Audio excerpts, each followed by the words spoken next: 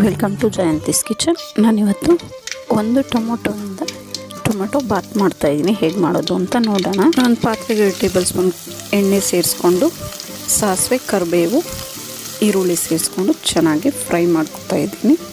ಈರುಳ್ಳಿ ಎಲ್ಲ ಚೆನ್ನಾಗಿ ಫ್ರೈ ಆಗಿದೆ. ಈಗ ಒಂದು ಟೊಮೊಟೊನ ನಾನು ಸಣ್ಣಗೆ ಕಟ್ ಮಾಡಿ ಇಟ್ಕೊಂಡಿದ್ದೀನಿ. ಅದನ್ನು ಸೇರಿಸ್ಕೊಂಡು ಚೆನ್ನಾಗಿ ಫ್ರೈ ಮಾಡ್ಕೊಳ್ಳೋಣ. ರುಚಿಗೆ ತಕ್ಕಷ್ಟು ಉಪ್ಪು ಸೇರಿಸ್ಕೊಳ್ಳೋಣ. ಅದಕ್ಕಾಗಿ ಚಿಲ್ಲಿ ಪೌಡರ್ ಸೇರಿಸ್ಕೊತಾ ಇದ್ದೀನಿ ನಾನು.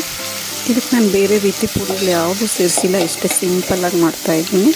ಇದಂತೂ ತುಂಬಾ ಟೇಸ್ಟಿಯಾಗಿರುತ್ತೆ. ಈಗ ಕೊತ್ತಂಬರಿ ಸೊಪ್ಪು ಸೇರಿಸ್ಕೊತಾ ಇದ್ದೀನಿ.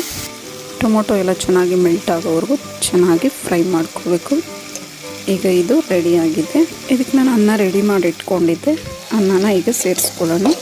ಗರಂ ಮಸಾಲೆ ಒಂದು 1/4 ಟೇಬಲ್ ಸ್ಪೂನ್ ಅಷ್ಟು ಸೇರಿಸ್ಕೊಂಡಿದ್ದೀನಿ. ಈಗ ಅನ್ನನ ಸೇರಿಸ್ಕೊಂಡು ಚೆನ್ನಾಗಿ ಎಲ್ಲ ಮಿಕ್ಸ್ ಮಾಡ್ಕೊಬೇಕು. ಈ ರೀತಿ ಎಲ್ಲ ಸೇರಿಸ್ಕೊಂಡು ನಿಧಾನಕ್ಕೆಲ್ಲ ಮಿಕ್ಸ್ ಆಗೋ ರೀತಿ ಮಿಕ್ಸ್ ಮಾಡ್ಕೋಬೇಕು.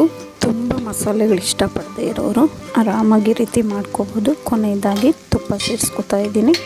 ಇದು ಆಪ್ಷನಲ್. ತುಂಬ ಈಸಿಯಾಗೂ ಆಗುತ್ತೆ, ಬೇಗನೂ ಮಾಡ್ಕೋಬೋದು. ಈ ರೆಸಿಪಿ ನಿಮಗೆ ಇಷ್ಟ ಆದಲ್ಲಿ ಲೈಕ್, ಶೇರ್ ಆ್ಯಂಡ್ ಸಬ್ಸ್ಕ್ರೈಬ್ ಮಾಡಿ. ನಿಮ್ಮ ಅನಿಸಿಕೆ ಅಭಿಪ್ರಾಯವನ್ನು ಕಮೆಂಟ್ಸ್ ಮೂಲಕ ತಿಳಿಸಿ. Thank you for watching.